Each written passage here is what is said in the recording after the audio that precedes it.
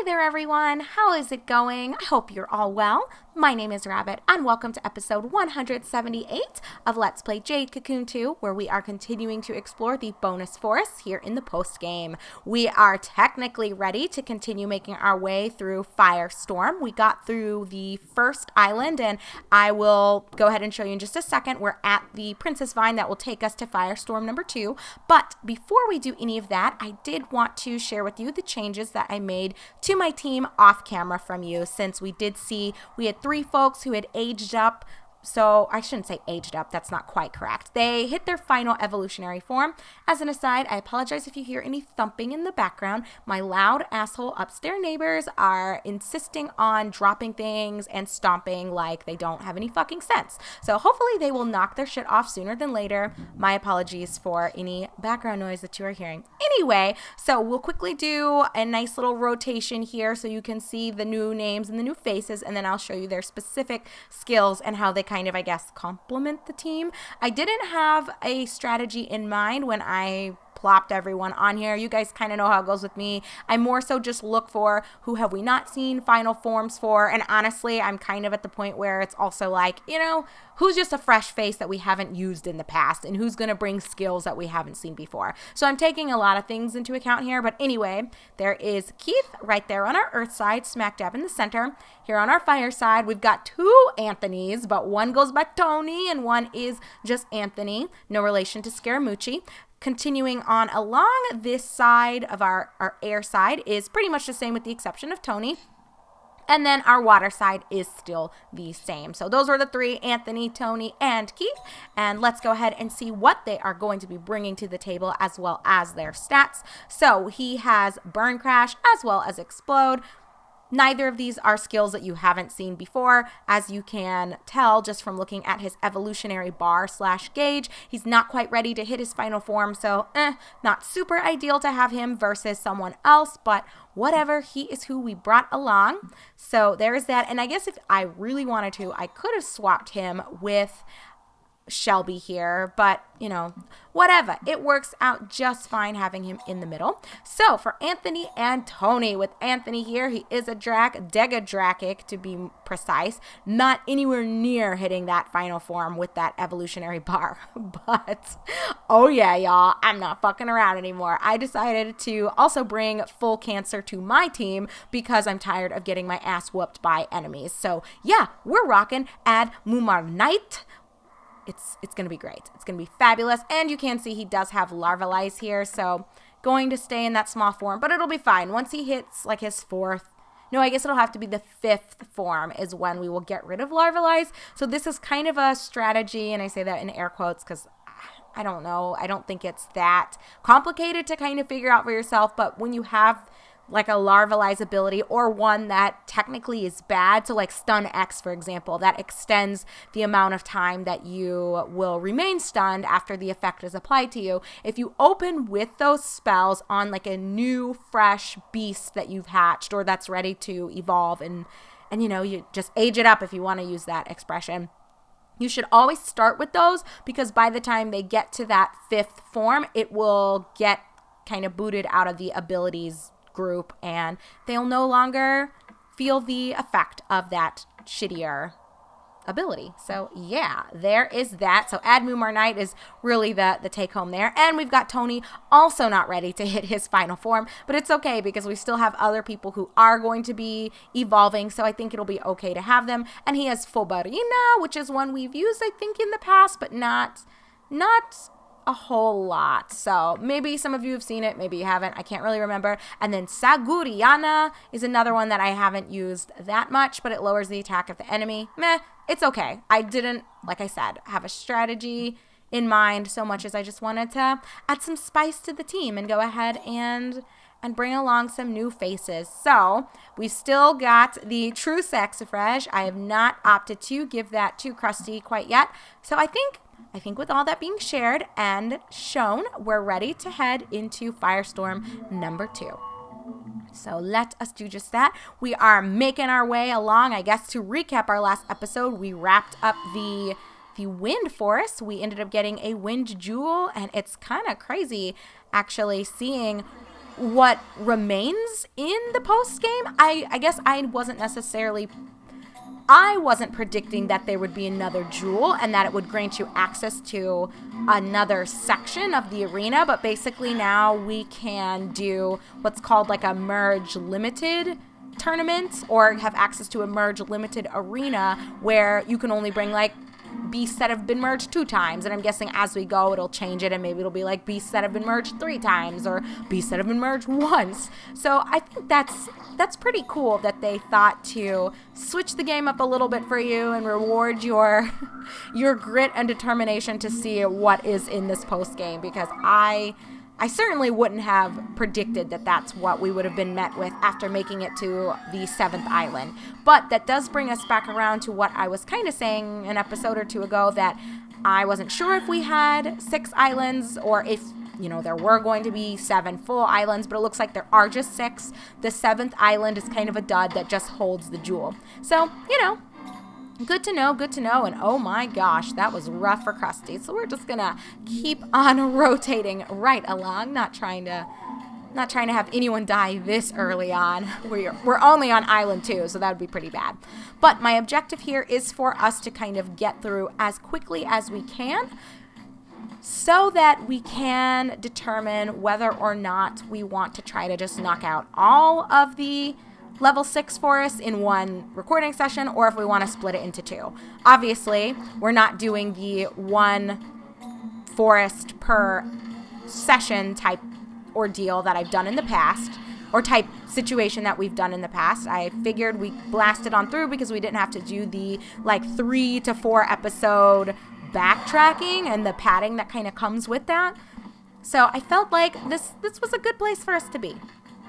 And it's looking like that is going to be the case. So I'm going to finish up on my wonderful water side so that Krusty can go ahead and get the HP that he so needs, and we'll just keep chugging along.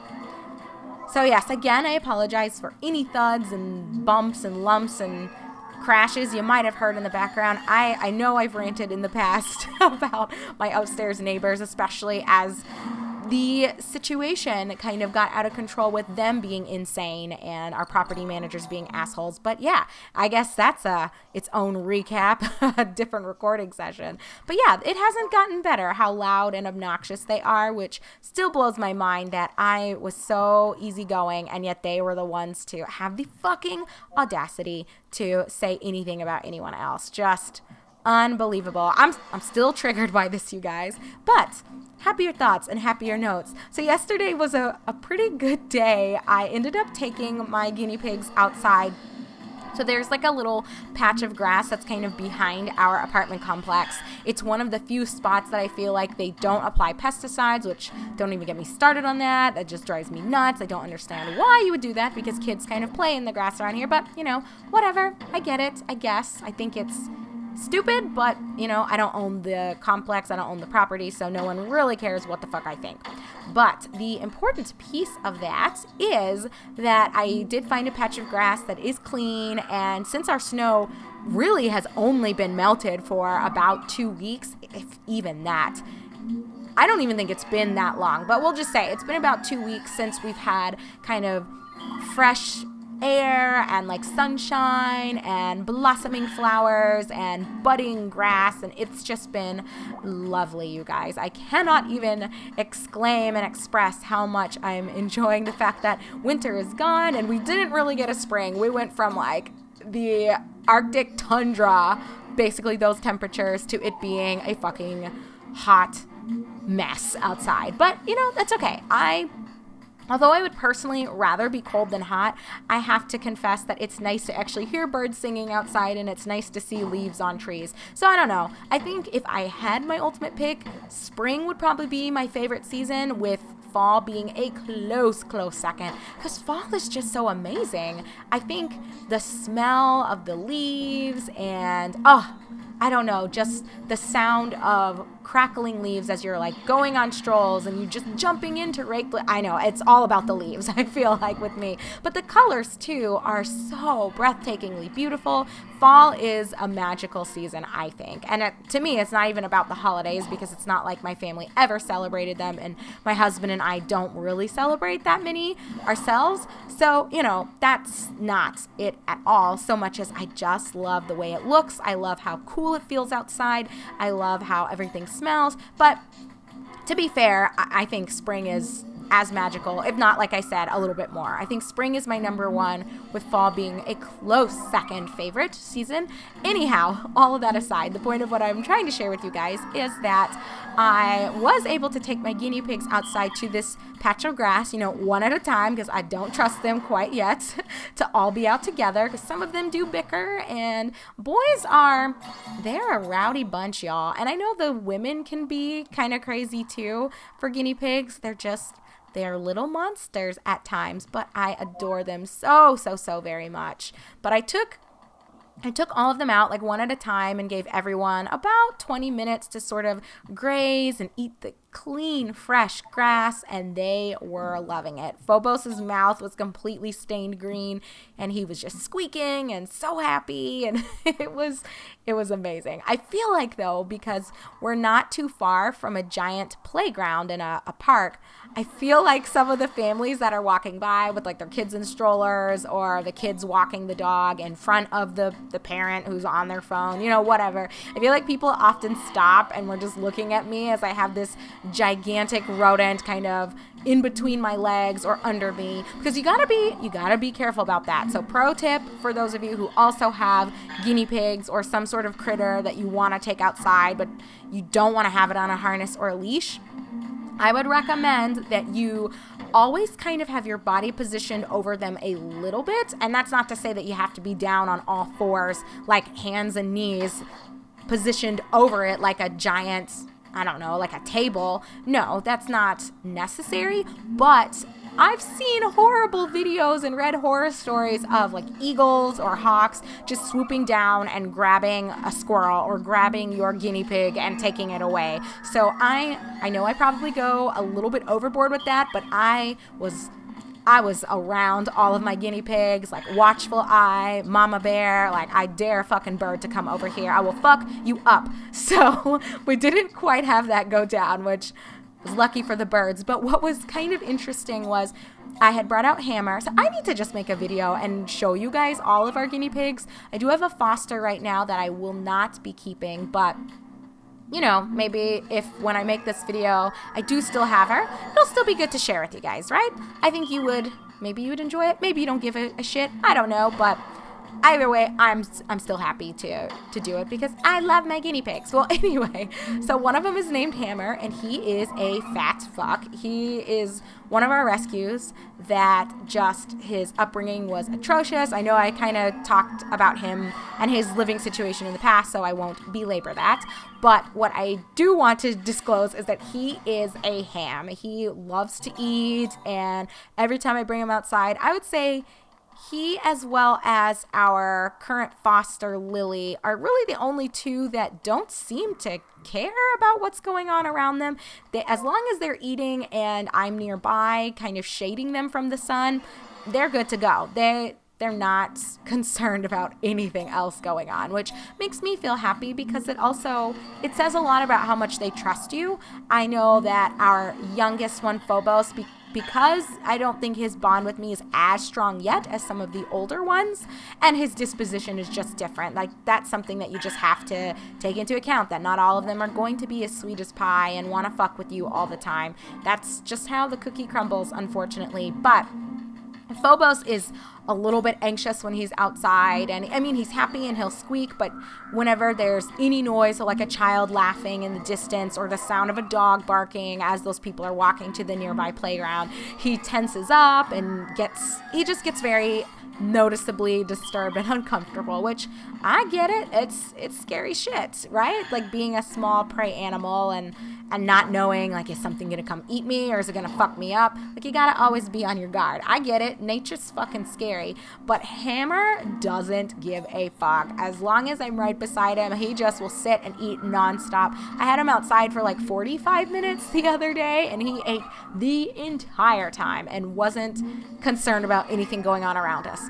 Which brings me to the true point of what I was going to share with you guys about, being mindful and kind of keeping a watchful eye and having your body not necessarily immediately over your rodents, but kind of over it in a protective style so that if something does get a little bold, you can swat it away or completely cover up your guinea pig or whatever you have before the bird or whatever it is has a chance to get to it. So there was a crow that came and perched on a tree that was kind of overlooking where Hammer and I were chilling on this patch of grass.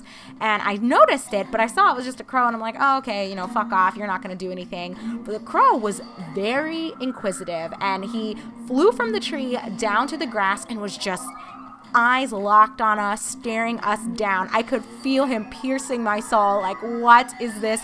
What is this crow doing? What does he want? So I was looking at him, and he was just staring at us.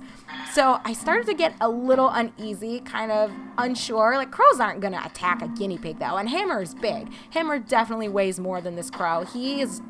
I think he's close to like 4 pounds and a couple of ounces. He's a big boy, is the point of it. There's no way that crow could pick him up or fuck him up. But a group of crows, what is it called? Like a murder of crows, I think is the technically correct expression for more than one.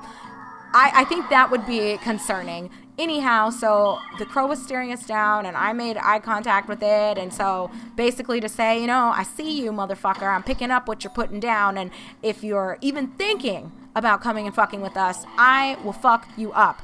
And so he starts cawing or crowing, or I don't know what the verb is for the sound that they make, a caw, I think, and a friend of his or another crow shows up and is looking as well at me and Hammer. It freaked me out, you guys, and they were there staring at us for about 10 minutes, and finally, I guess, when they realized, like, I wasn't to be fucked with and Hammer is way too big for them, they kind of just, is this guy gonna say something new?